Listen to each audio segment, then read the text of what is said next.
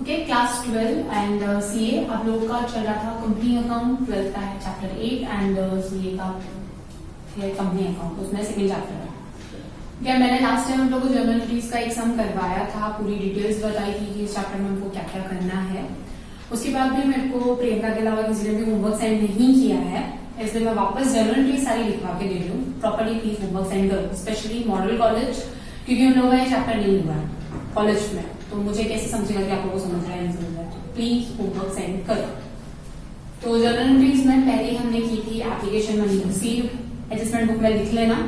Bank account debit to share application account. अब share के आगे शेयर का नाम लिखना है, इक्विटी होगा या प्रेफरेंस होगा, तो to equity share application account, to preference share, पहले पैसा आता है। सेकेंड हम लोग क्या करते हैं, रिकॉर्ड करते हैं। तो share application account, equity share application account, तो preference share application account, to share capital account.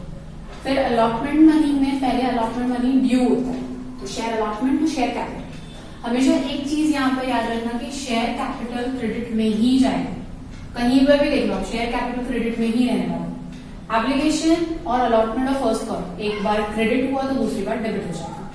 अब हम जब ड्यू कर रहे हैं तो हमको शेयर कैपिटल को तो क्रेडिट में ही रखना है, अलॉटमेंट मनी को क्या करेंगे, डेबिट। एंड सेकेंड एंट्री में अलॉटमेंट मनी को हो जाएगा क्रेडिट। ये जो शेयर एप्लीकेशन अलॉटमेंट अकाउंट है ये सिर्फ डमी अकाउंट है, ऐसे ही बनाए गए थे पैसों को अलग अलग रखने के लिए। एप्लीकेशन मनी इतना है, अलॉटमेंट इतना है, फर्स्ट कॉल इतना है। अल्टीमेटली आपका सब शेयर कैपिटल है तो ये वाले अकाउंट्स खत्म हो जाते हैं, एक बार डेबिट करते हैं एक बार क्रेडिट करते हैं, अकाउंट क्लोज। फिर अलॉटमेंट मनी रिसीव होता है तो bank account debit to share allotment account. फिर फर्स्ट कॉल पहले ड्यू होता है। मैंने लास्ट टाइम बोला था कि इंस्टॉलमेंट ये आपका एडवांस पैसा है, तो आप जब एडमिशन लेते हो तो फर्स्ट एडवांस फीस पे करते हो, देन रिकॉर्डिंग हो जाती है। फिर उसके बाद आपको इंस्टॉलमेंट्स का रिमाइंडर, इंस्टॉलमेंट पे किया, रिमाइंडर पे किया, रिमाइंडर पे किया। तो यहाँ पे रिमाइंडर शेयर कैपिटल हमेशा क्रेडिट में आता है। जब भी आपको कंफ्यूजन होना तो सिर्फ ये याद रखना कि शेयर कैपिटल क्रेडिट में ही आएगा। तो ड्यू है तो मिल तो रहा नहीं है, वो क्रेडिट में डालना शेयर कैपिटल। क्या ड्यू है, first call, share first call account, मिल रहा है बैंक किससे, फर्स्ट कॉल से। फिर वापस due share second call to share capital, last में मिल रहा है तो bank account debit to share second call. आज जो हम सब करने वाले हैं वो है premium and discount. Last time हमने क्वेश्चन किया था वो सिंपल सम था, स्ट्रेट अवे मिल रहा था, दे रहा था, सब खत्म। अब प्रीमियम मतलब जितना शेयर का अमाउंट होना चाहिए उससे ज्यादा आपसे मांग है, प्रीमियम पे इश्यू करें। एंड सेकेंड करेंगे हम डिस्काउंट का। डिस्काउंट मतलब जितना शेयर का प्राइस होना चाहिए उसके कंपेयर में कम ले रहे हैं हमसे। तो प्रीमियम एंड डिस्काउंट की एंट्रीज में ना बाकी सारे एंट्रीज तो यही सब रहने वाले, चेंजेस नहीं आएंगे। सिर्फ एक एंट्री में चेंजेस आता है, वो है थर्ड एंट्री। कभी भी प्रीमियम और डिस्काउंट है एप्लीकेशन के टाइम पे नहीं मिलता, या तो फर्स्ट कॉल के टाइम पे मिलेगा या तो अलॉटमेंट के टाइम पे मिलेगा। तो स्टार्टिंग की दो एंट्रीज तो हमेशा सेम रहने वाली है। अलॉटमेंट के टाइम पे भी जब रिसीव करते हैं तब नहीं, जब हम यहाँ पे रिकॉर्ड कर रहे हैं ना ड्यू का थर्ड एंट्री में, तब हम लिखेंगे डिस्काउंट प्रीमियम जो भी एंट्री है।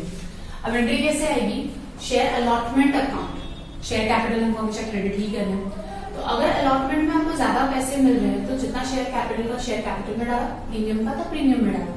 तो share allotment account debit to share capital to share premium. Same way में अगर डिस्काउंट है तो शेयर कैपिटल तो हमारा क्रेडिट में ही आने वाला है।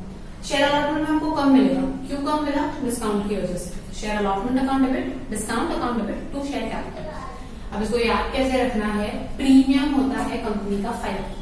प्रीमियम मतलब हम ज्यादा पैसे ले रहे हैं, तो ज्यादा पैसे को हम लोग क्या, गेन, गेन कहा जाता है क्रेडिट, तो शेयर प्रीमियम जाएगा क्रेडिट नीचे साइड में। डिस्काउंट होता है कंपनी का नुकसान, क्योंकि कम पैसे ले रही, लॉस, लॉस कहा जाता है डेबिट, तो डिस्काउंट कहा गया डेबिट। एंट्री में हमेशा शेयर अलॉटमेंट डेबिट में ही आने वाला है, शेयर कैपिटल क्रेडिट में ही आने वाला है। बस आपको प्रीमियम और डिस्काउंट के टाइम में कंफ्यूजन होगा कि वो डेबिट में जाएगा या क्रेडिट में जाएगा। प्रीमियम यानी फायदा, फायदा यानी गेन, गेन हमेशा क्रेडिट में होता है। वो नॉमिनल अकाउंट था ना, credit the gains and profits and gains, तो क्रेडिट मतलब फायदा, डेबिट मतलब लॉस।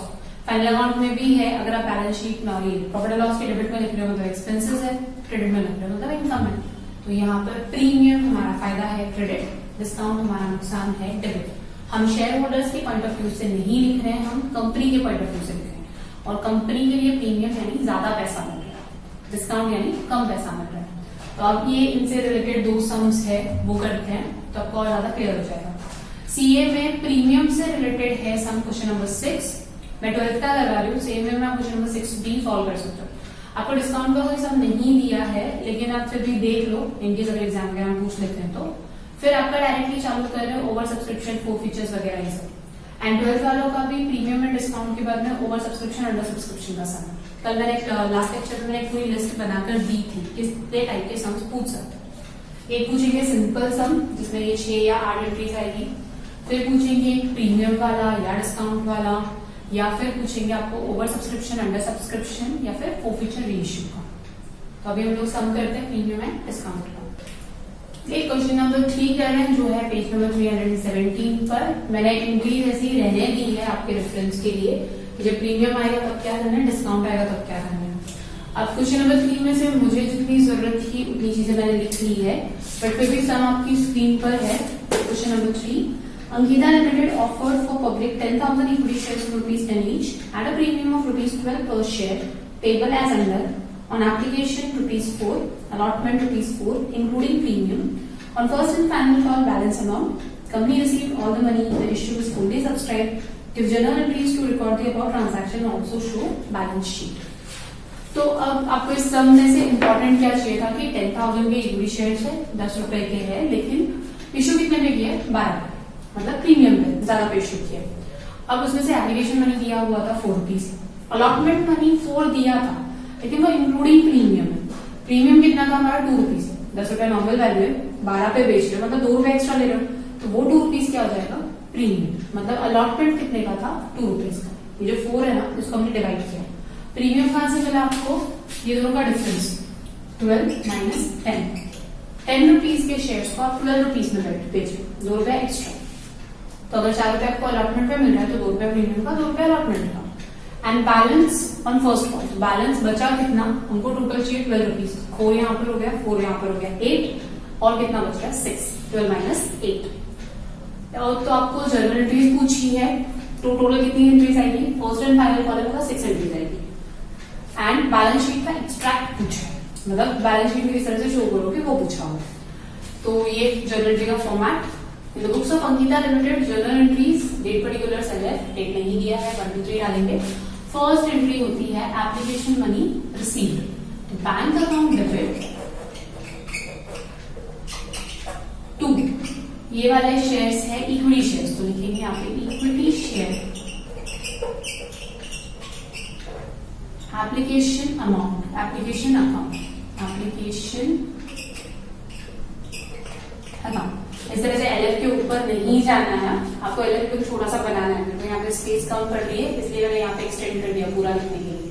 अमाउंट कितना होगा आपका, 10,000 शेयर्स है, ₹4 एप्लीकेशन पे मिल रहा है, 40,000 डेबिट, 40,000 का credit. Being application money received, in application money received on 10,000 shares at a rate ₹4 each। फिर सेकेंड क्या करना है, इसको रिकॉर्ड करना है। अब इक्विटी शेयर एप्लीकेशन अकाउंट तो हमको नहीं चाहिए, कैंसिल करोगे तो ऊपर लिखोगे equity share application account to equity share capital account.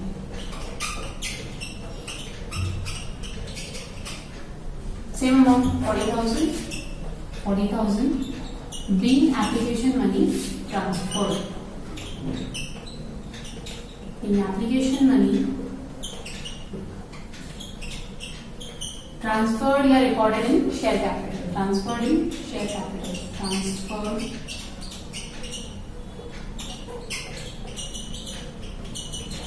Capital. अब है थर्ड एंट्री, जब उनको प्रीमियम एक्चुअली रिकॉर्ड करना। थर्ड एंट्री क्या थी हमारी, share allotment account debit to share capital to share premium. Share allotment, equity share allotment, equity share allotment account. Amount कितना आ जाएगा, आपको कितना मिल रहा है अलॉटमेंट का, ₹4, 10,000, तो 10,000 into 4, 40,000। To share capital, equity share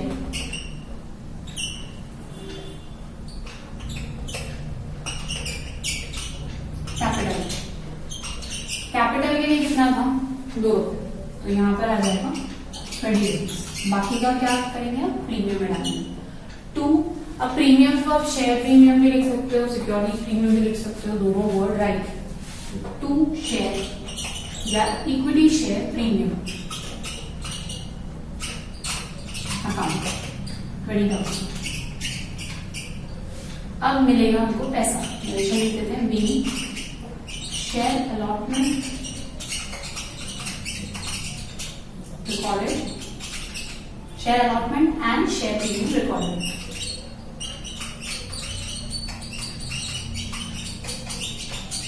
आप लोगों को शॉर्टकट अलाउड नहीं है, यहाँ पर पूरा लिखना share equity share allotment and equity share premium recorded. 4th में मिलता है पैसा, bank account debit to share allotment. 4th entry में कोई चेंजेस नहीं, सिर्फ 3rd एंट्री में एक्स्ट्रा चेंजेस आया कि उन्होंने प्रीमियम यहाँ पर रिकॉर्ड कर दिया। 4th से 6th में कोई चेंजेस नहीं। बैंक अकाउंट डेबिट पूरा पैसा मिलेगा, जितना भी अलॉटमेंट में लिखा है 40,000 पूरा। और अकाउंट कौन सा कैंसिल करना हमको, share allotment. 2 equity share allotment account. The allotment money received. The allotment money with premium received.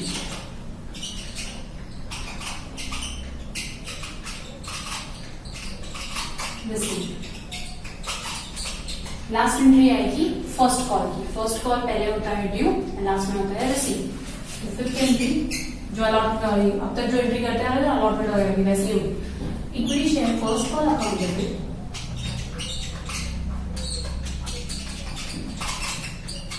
First call पे कितना मिल रहा है 6 रुपीज। 6 इंटू 10,000 जितने नंबर ऑफ शेयर्स है उससे मल्टीप्लाई करना है, तो यहाँ पर मिलेगा आपको 60,000। लेकिन अभी तो हम सिर्फ रिकॉर्ड कर रहे हैं, तो डाल नहीं, यहाँ पर कहाँ डाल दिया equity share capital account to equity share capital account. Being first call recorded. Being equity share first call recorded.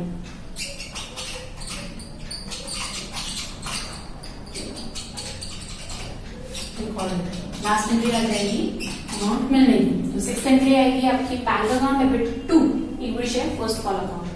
तो 6th एंट्री लिख लेना, मेरी स्पेस खत्म हो गई है। 6th एंट्री जरूर लिख लेना। लास्ट एंट्री क्या आएगी आपकी bank account debit to equity share first call, जैसे ये अलॉटमेंट का किया ना सेम ऐसे एंट्री। अब हम चलते हैं बैलेंस शीट पे। बैलेंस शीट में क्या शो कर रहे हैं, एसेट साइड में यहाँ पर क्या दिखता है जनरल एंट्री में अमाउंट जितना मिल रहा है, तो यहाँ पर एसेट में डालेंगे बैंक अकाउंट। बैंक में आपको पैसा कितना मिला 10,000 के शेयर्स थे और 12 रुपए एक शेयर के लिए, मतलब 1,20,000 आपको बैंक में मिलेगा। और शेयर कैपिटल कितना था, शेयर कैपिटल हमारी लायबिलिटी होती है 10,000 शेयर्स थे, 10,000 इक्विटी शेयर्स ऐसे प्रॉपर लिखना है ऑफ ₹10 ईच, 10 रुपए का एक शेयर, मतलब 1 लाख रुपए हो गए शेयर्स। अभी बैलेंस शीट रेडी नहीं होगी। 20,000 आपको किसके मिले, प्रेफरेंस वाले इसके प्रीमियम, तो यहां हम डालेंगे शेयर प्रीमियम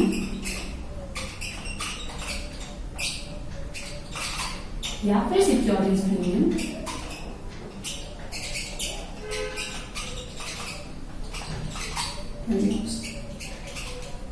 यहाँ पर आपकी बैलेंस शीट है। हमें 1,20,000 लिखा है एसेट में और 1,20,000 हो गया हमारी library side.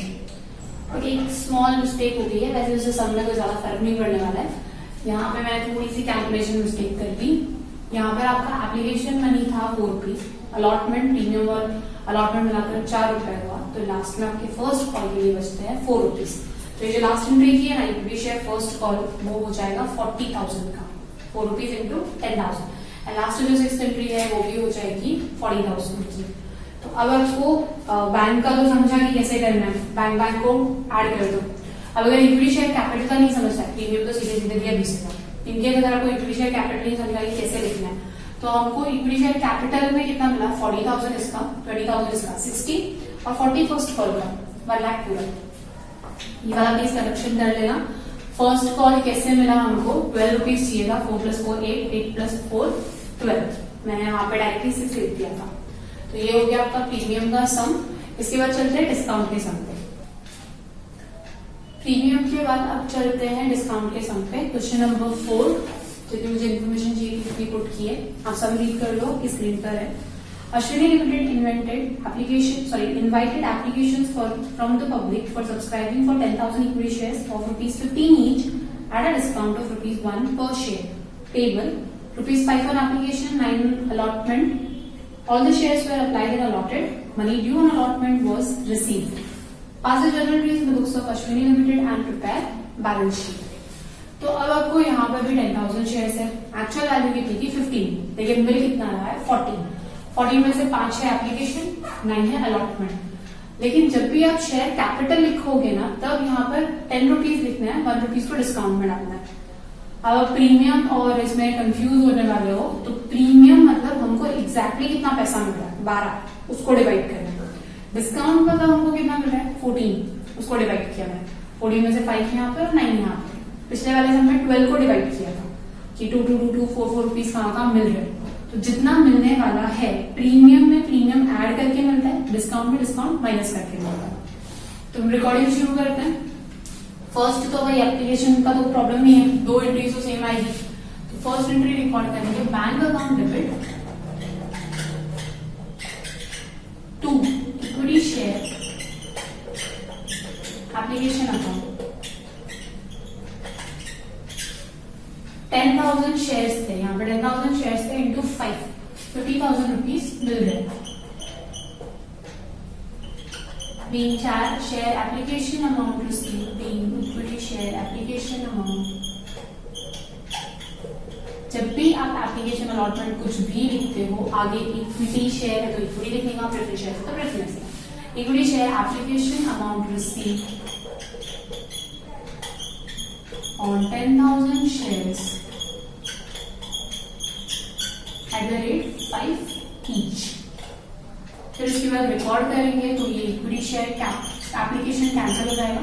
Equity share application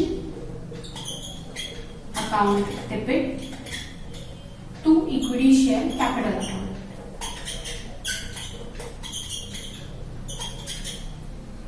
B application money transferred to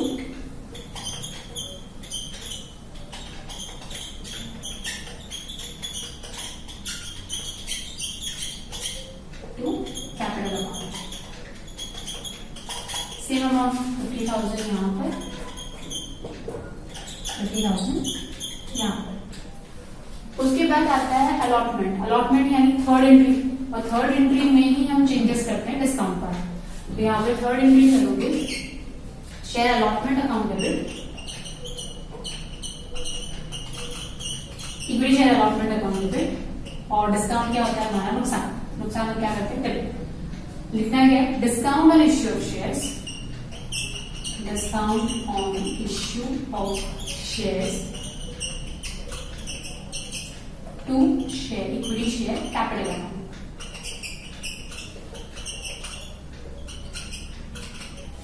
अब अलॉटमेंट में हमको कितना मिला है 9 रुपीज, तो 9 इंटू 10 90,000। डिस्काउंट कितने का दिया 1 रुपीज का, 1 इंटू 10 10,000। लेकिन जब इक्विटी शेयर कैपिटल दिखाएंगे ना तो पूरा 1 लाख। हमको अलॉटमेंट में मिला 9 रुपीज, 10 माइनस 1 9 रुपीज, क्योंकि डिस्काउंट बोला था अलॉटमेंट में, और डिस्काउंट कितने का दिया 1 रुपीज। तो सब मिलाकर आपका इक्विटी शेयर कैपिटल हुआ 1 लाख का। Be equity share allotment amount due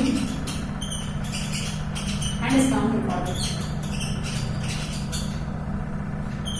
discount given या डिस्काउंट रिकॉर्डेड, लास्ट में हमको पैसा मिल गया। Bank account debit to equity share allotment account.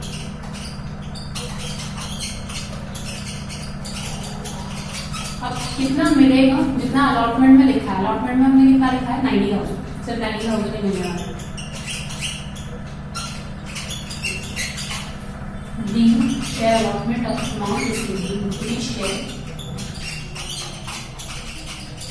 Allotment amount receive.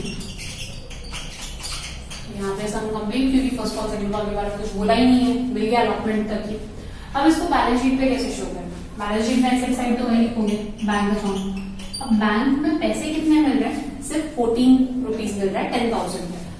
10,000 into 14 ये हो गया आपका 1,40,000। नहीं है तो वापस चेक कर सकते हो, ये मिला 50,000 और ये मिला 90,000। 90 प्लस 50 1,40,000।